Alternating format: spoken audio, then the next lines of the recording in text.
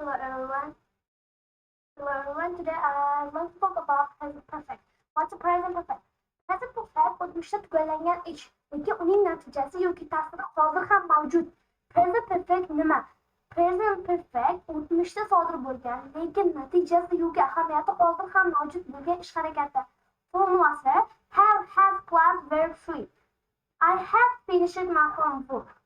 She has did her housework. We have seen this movie. O'zbekcha ma'nosi. Present perfectning bitta aniq tarjimasi yo'q. Vaziyatga qarab quyidagicha tarjima qilinadi. Qildim, qilib bo'ldim, qilganman, qilgan, bo'lgan, bo'lganman. Masalan, I have eaten breakfast. Men nonushta qildim. Men nonushta qilib bo'ldim. Yoki men nonushta qilganman. Natijasi hozir och emasmi? Nega present deyiladi? Ko'pchilik o'ylaydi, axir bu o'tgan zamon-ku. Yo'q, bu zamon hozirgi vaqtni bildiradi. Sababi voqea o'tmishda bo'lgan, lekin natijasi hozir ham mavjud. Masalan, I have broken my phone. Telefon qachon sindi bilmaymiz. Muhimi hozir telefon singan. Uni natijasi muhim. Qachonligi, nimaligi muhim emas, natijasi muhim. Present perfect qachon ishlatiladi? Asosan to'rtta holda. Birinchi holat, natijasi hozir mavjud. I have lost my key. Men kalitimni yo'qotdim. Natija hozir kalit yo'q. Natijasi, lekin qachon yo'qotilgani berilmagan. Natijasi esa bor. She has broken her leg. Oyog'i singan. Natija hozir yura olmaydi. Lekin qachon sindirilgan? Lekin berilmagan. Lekin natija bor. Bus has arrived. Avtobus keldi. Natija hozir u shu yerda. Ikkinchi holat, tajriba, experience. Hayot davomida qilgan ishlar. I have been to London. Men Londonda bo'lganman. Qachonligi muhim emas. Have you ever eaten sushi? Hech sushi yeganmisan yoki hayoting mobaynida sushi yeganmisan? Bu yerda ever ko'rgan ana zamonda bo'ldi. Ever bormi? Demak, siz present perfect olishga majbursiz.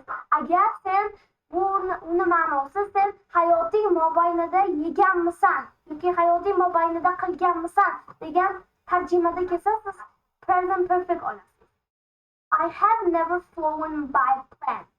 Men hech samolyotda uchmaganman. Bu yerda ko'p ishlatiladi ever, never, before. Uchinchi holat. Endigina tugagan ish. I have just finished. Hozirgina tugatdim. Qachon tugatdim? Hozir tugatdim.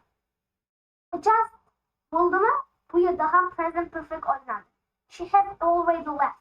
U allaqachon ketdi. Already bo'ldimi? Ham present perfect olinadi.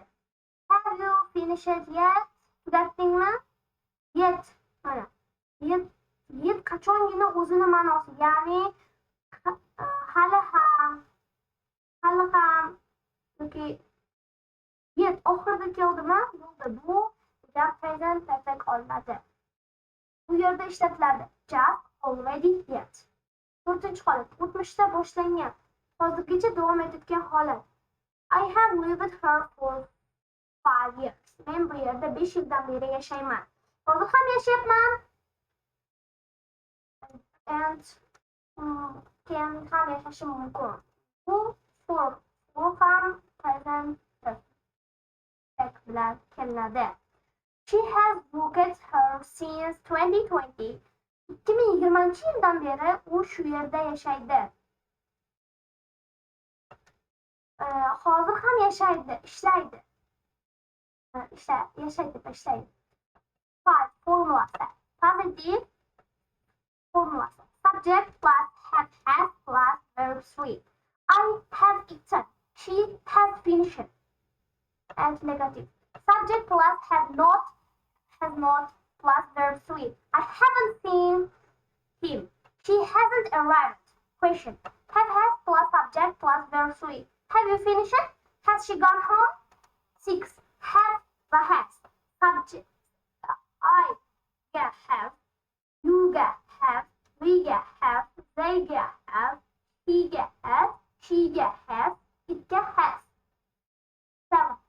sweet nima? Verb 3 is past particle. Verb 1, verb 2, verb 3. Verb 1 is go, verb 2 went, verb 3 got. And so on, you saw, see, eat, ate, eaten, and see, saw, seen, and so on. And regular fe'llarda verb 2 bilan verb 3 same bo'ladi, o'xshash bir xil bo'ladi. Play verb 1, play it verb 2, play it verb 3. Misol uchun play fe'liga ed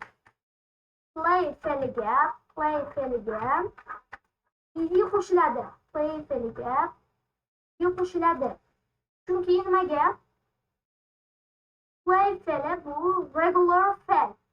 Regular fe'l bo'lgandan keyin playga ed qo'shiladi. Irregular verblarda esa o'zini holatini yodlash kerak. Irregular fe'llarda go, went, gone mana o'xshash bo'lmaydi. Ba'zilari bor, ular bir xil bo'ladi.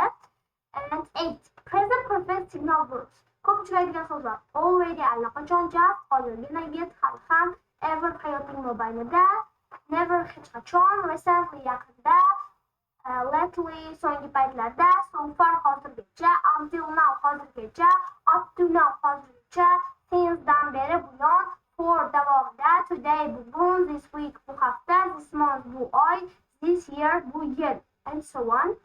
9. Since before. Since boshlangan vaqt. Since 2020, since Monday, since yesterday, since past clock, and so on. I have lived her since 2020. Men bu yerda 2020-yildan beri yashayman. 2020-yildan beri. Bu necha yildan beri yashayman? Ligim noma'lum. 2020-yildan beri shu yerda yashayman. Bo'ldi. Stop. Men 2020-yildan beri shu yerda yashayman. Bo'ldi. I have lived her since 2019. Men bu yerda 2019-yildan beri yashayman. For qancha vaqt? For 2 days, for 5 years, for 10 minutes. I have lived her for 5 years. Men bu yerda 5 yildan beri yashayman. Qachondan boshlab qachongacha yashashim noma'lum. Bo'ldi, men 5 yildan beri shu yerda yashayman. Qachondan yashashim noma'lum. 10. Present perfect va past simple farqi. Present perfect qachon bo'lgani muhim emas. I have lost my phone. Telefonim yo'qolgan. Natija muhim. Qachon yo'qolgan, nima bo'lgan, u noma'lum. Va u kerak emas present perfectga. Bu yerda natija muhim. Past simple qachon bo'lgani muhim. I lost my phone yesterday. Kecha telefonimni yo'qotdim. Qachon? Yesterday. Bu yerda esa qachonligi muhim. Shuning uchun I have seen him yesterday. It is false. Chunki yesterday aniq o'tgan vaqt. I saw him yesterday. Mana bu yesterday present past simple lardan biri. Bu true. Bu gap true. 11. Present perfect ishlatilmaydigan vaqtlar. Agar aniq o'tgan vaqt aytilsa, present perfect ishlatilmaydi. Masalan, yesterday, last week, last year, in 2020. No, since 2020. It is in. 2 days ago, when I was here, and towards I visited Paris in 2023. Not what I have visited Paris in 2023 because it has in and it is present past simple bo'lish kerak edi. 11.